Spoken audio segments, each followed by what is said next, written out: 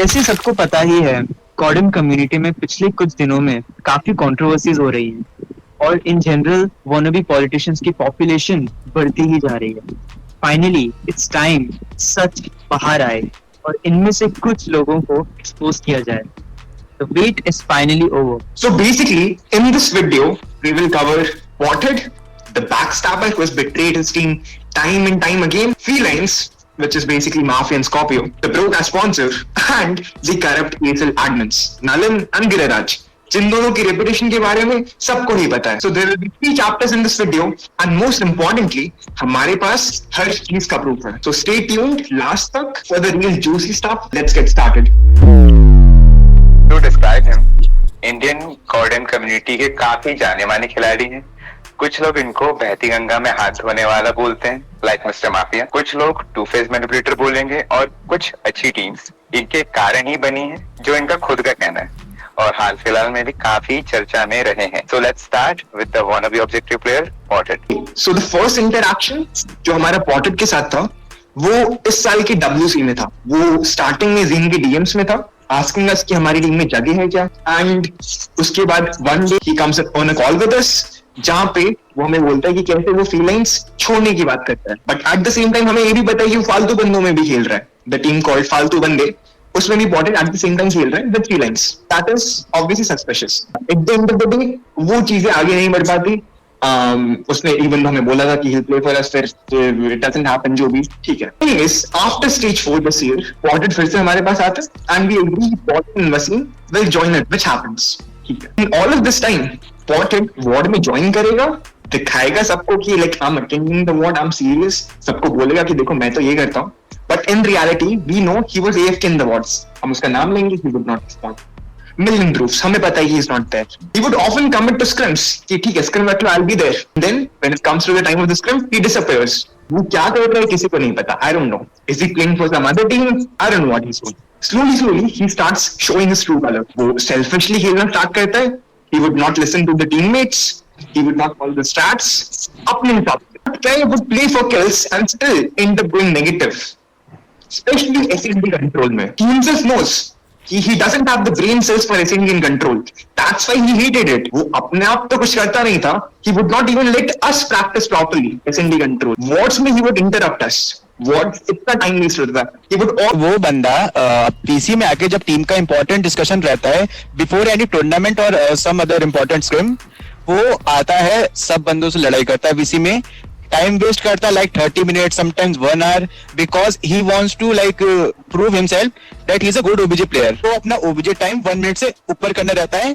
अगर वो कर लिया तो फिर ये ग्रुप कॉल में आता है या ग्रुप टेक्स्ट में सबको वो करता है परेशान कि कोई अच्छा नहीं खेलता, कोई OBJ नहीं खेलता, but because of him we are losing continuously. Team being too slow है ना, बात एक्शन में सही है। टीम मोस्ट स्लो किस वजह से? क्योंकि अपना मेन एसएमजी प्लेयर तो हर बार पिछले वाले हार्ड पॉइंट में मरवा रहा है। Each and every single time he is going for the snap. जो बंदा ऑलरेडी वहां पे, तू हट जा, मैं स्नैप हटाऊंगा, मैं अपने स्टैट्स बूस्ट कर दूंगा, and then I can criticise everyone कि देखो मैं तो ओबीजी खेलता हूं, मेरे टीममेट्स बेकार है। Then we are the ones जो हर बार आसपास ओबीजी खेल रहे हैं। हमारे कैप्चर किल्स, तुम्हारे मेन एआर के कैप्चर किल्स तुमसे ज्यादा है, तुम्हारे कैप्चर किल्स नहीं हो रहे, वो दिख रहा है। उसको लगता था we would notice, but we are noticing. तुम्हारे पास स्क्रैप उठा रहे, that's why we have 1 minute, 1.5 minute, whatever. इसका प्राइम एग्जांपल है केएफसी वाला मैच। कैसे like performance wise this guy is holding the team back. KFC वाला मैच चल रहा है in void viewers, right? KFC RNT T two whatever SND चल रहा है। The clip is on the screen, I am sure. It's overtime का final round चल रहा है। हमारा ए पुश में हम सबके सब चारों के चारों बेवकूफों की तरह पुश कर रहे हैं। अपना मेन एसएमजी जिसको एंट्री फ्लैग करना चाहिए, वो बंदा कहाँ बैठा है? वो बंदा बैठा है चावर्स में, बाथरूम में पीछे। क्या कर रहे हैं? लर्क कर रहे हैं बाथरूम, फ्री किल्स में कार मरा रहा है, ट्रेलर में एंट्री फ्लैग कौन कर रहा है? तुम्हारा स्नाइपर मशीन पिस्टल लेके मैं ट्रेलर घुस रहा हूँ मशीन पिस्टल लेके। क्यों? क्योंकि अपना एसएमजी फैनिक वाला बंदा पीछे बैठा हुआ है। So that is the prime example. इसके बाद after this performance, after this behaviour, उसको हमने सब्स्टिट्यूट तक ड्रॉप कर दिया। He is now a 6th guy and vibes starts playing. उससे हमारी परफॉर्मेंस डेफिनेटली बेटर होती है, which is visible. Void viewers जो हम इतना सीरियसली नहीं ले रहे थे, बट तभी भी after that KFC match it is clear it was much better. And scrims, main तो स्क्रिम्स वाले चीजें हमें जो दिख रहा है, like the things that we are trying to do, it was better. Felines उन्होंने हमें अप्रोच किया था। वो डे 1 से एक मीम थे and they had zero professionalism. Zayn ने माफिया को डीएम किया about the sponsorship, but mafia goes like कि भाई सीधा स्पॉन्सरशिप की बात है, no intro, no nothing, and हम सब ऐसे थे कि भाई कोई मजाक चल रहा है क्या? सो हम जाते हैं वीसी में फीलाइंस के साथ बात करने. फ्रॉम डे वन गोल मोल बातें हो रही हैं. स्टार्टिंग में when we were telling them that basically हमारा purpose है land slot because we had the understanding at that point of time कि invited slot multiple होने वाले हैं. It was not contact vitality. That's the understanding we had. तो we were looking for the slot. उस point of time पे हमने उनको बताया कि we are also talking to other orgs, we are exploring other options. उस point of time पे हमें ज्यादा पैसे offer होते हैं. For like 10,000 per player, that is the thing that we were told. तो हमें थोड़ा सा सस लगा. ठीक है, अब उनसे पूछ लें कि क्या हम बाकी लोगों से अपना कॉन्वर्सेशन कंटिन्यू करें. वो बोलते हैं कि नहीं, इधर से ठीक है, green flag from their side. अगले दिन नेक्स्ट कॉन्वर्सेशन के लिए हम फिर से जाते हैं टू डिस्कस मोर डिटेल्स. उस दिन मैं फिर से, क्योंकि this was a important point, मैं फिर से पूछता हूँ कि 10,000 per person, 10,000 per person, right? I ask it multiple times, 3-4 times. चौथी बार में बंदे के समझ में आता है and he's like, oh wait, नहीं 10,000 total. Now things have changed. We are like, okay, doesn't matter. हमें slot से मतलब है, ठीक है, पैसे जो भी मिल रहे हैं, doesn't matter. ठीक है, let's move on. At that same about the account, हमें sponsorship team के under एक stacked account, in fact multiple stacked accounts, but हमारे in hand एक stacked account आया था. That was supposed to be given to us. इसको register कराने से पहले का confirmation, we asked them multiple times, repeatedly, register करा दे. They are like, yes, green flag, करा दो. Okay, नया account मिलता है. Pothead takes the new account, जो sponsorship से मिला है. Just the way he took Zef Junior account in the past. अब at this point of time, शाइला account जो Pothead कभी यूज नहीं करता था, that is the legendary Fennec account. तुम्हें कभी किसी scrum में, like you can go back and watch, Pothead never used that account. He always wanted the Mythic Fennec account. Shaila account goes to Vibes, obviously. Ted makes a new facet. नया facet बनाया and links himself to the Felines account. जो नया sponsorship वाला account मिला है, that is registered to Pothead's new facet. पे 6th link हुआ है, वो किसका था? जो फेसेट पे 6th अकाउंट था वो किसका था? मुझे मक्खीजा था. किसका? मुझे मक्खीजा बोल के एक मैंने फेक आईडी बनाया था और वो आईडी में वो अकाउंट बैठा दिया था. मैं तो रैंडम नाम से वो अकाउंट बना दिया हूँ क्योंकि वो अकाउंट मेरा भी नहीं है. अभी तुम कह रहे हो कि तुमने बनाया है. इसके बाद Pothead fucks up. कैसे? माफिया का अकाउंट लेके वो जाके इंस्टेड ऑफ चेंजिंग यूजरनेम जाके क्लैन का नाम चेंज करके बैठ जाता है फ्रॉम Felines टू Pothead. इसके बाद माफिया का मूड स्विंग हो गया. He runs away. अगले दिन वापस आ जाता है. They say they apparently have a personal grudge with Ennis. उसका रीजन क्या है मुझे नहीं पता. Is it contra with one of the ex-Felines players? Who knows? Now this guy, Mafia, is a guy who tries to use everyone. ठीक है. तो ये करता क्या है? He comes secretly to spectate us in one of our scrims. Ennis हमसे scrim मांगती है. Out of nowhere. And when we come into the lobby, there's like 4 guys in the spectators. Streamer mode लगा है. Obviously, which is very suspicious. We are like हमारी recording scrim की पता नहीं कहाँ जा रही है. Ennis पे जा रही है, Anthem पे जा रही है, R&D पे जा रही है, किस पे जा रही है. So obviously, we would not play properly. So we threw that scrim against Ennis. Because obviously for us, FPS and lab qualification was the most important thing. Actually, we didn't care. We would have told him to fuck off earlier. अगर उसका account हमारे साथ registered नहीं होता as the 6th player. But we were bound with that now. After this, Mafia and Scorpio betray us and ignore us when it comes to giving the account. Days before the match, Pothead को formally team से kick out किया जाता है. मैं community के बाकी लोगों से बात कर रहा था, उसमें से कोई मुझे पूछता है कि भाई तेरी हेल्थ अब कैसी है. ऑब्वियसली ये बात Pothead नहीं बताई होगी. मैंने इसका पर्सनल कॉल उठाया, इसका यानी कि Pothead का, और उससे पूछा कि भाई ये क्या हरकतें हैं तुम्हारी, जो हम बातें टीम में करते हैं वो बाकियों को क्यों पता चल रही है. पहले लाइनअप की बातें और अब मेरी ये पर्सनल प्रॉब्लम थी जो तुमको मैंने ट्रस्ट करके बताया हुआ है. ऑन टॉप ऑफ दैट काफी प्रॉब्लम्स होने के बाद भी me and my team is totally dedicated towards our lineup. And ये बंदा मुझे बोल रहा है कि तुम सारे झूठ बोल रहे हो. मैं झूठ बोल रहा हूँ, कॉन्ट्रा झूठ बोल रहा है अपने बारे में, हमारे जो टीम लीडर है अभी वो झूठ कह रहा, वाइब झूठ कह रहा, मतलब हम सारे गलत हैं, ये बंदा अकेला सही है. लॉजिक मैंने प्रूफ भी दिए और फोटोज के थ्रू भी प्रूफ दिए काफी कि मेरी प्रॉब्लम जेन्युइन है. लेकिन मैं आ जाऊंगा बाद में खेल. स्टिल ये बंदा मुझे बोल रहा कि इट्स फेक. मैंने इसको साफ वार्निंग दे दी कि भाई don't cross your limits. Still इसने यही कहा, तो लास्ट में हमने इसको टीम से किक कर दिया. So we focus on SPS. We throw void weavers because obviously हम LAN qualification को risk नहीं कर सकते for just a couple thousand rupees. Vibes plays on Shaila account as he was officially registered. Starting say, we do a job, we beat RNT, which in my opinion are a top 4 team in the country, right? We do a job, we win the match. Pothead wants credit. Mafia is bitter.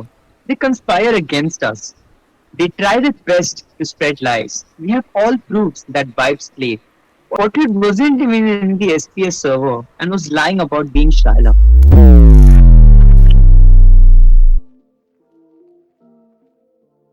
Pothead and Felines are allowed to directly approach and tell lies to the admins. Pothead Spectra को call करता है and he threatens us कि DQ बता देगा नलन से कहकर. The official ESL India admin is allowing people to give threats under his name by being in touch with external people. Pretty sure that would be a violation of the ESL contract. In past, Pothead has also approached Giriraj to ask to modify his Faceit account details. Proof सामने है.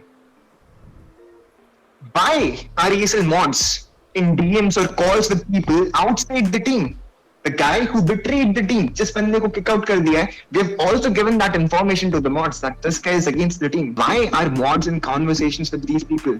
How is this allowed? These guys have nothing to do with the team or the matchup. Why are private conversations happening with them on WhatsApp? The account that was used in the tournament was with Vibes. The PAN card was of Vibes. The Faceit account was also with Vibes. The face cam was also of Vibes. UID, check. Faceit, check. Real name, check. ID proof, check.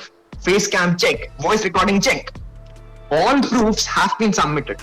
But ESL admins still take more rules on the spot. New rules are being made up. And they're not looking at the official data that they themselves accepted. They claim that sponsorship deals are not allowed. And account used by some other person in the past, in previous years, is not allowed. That's their reason of DQing us.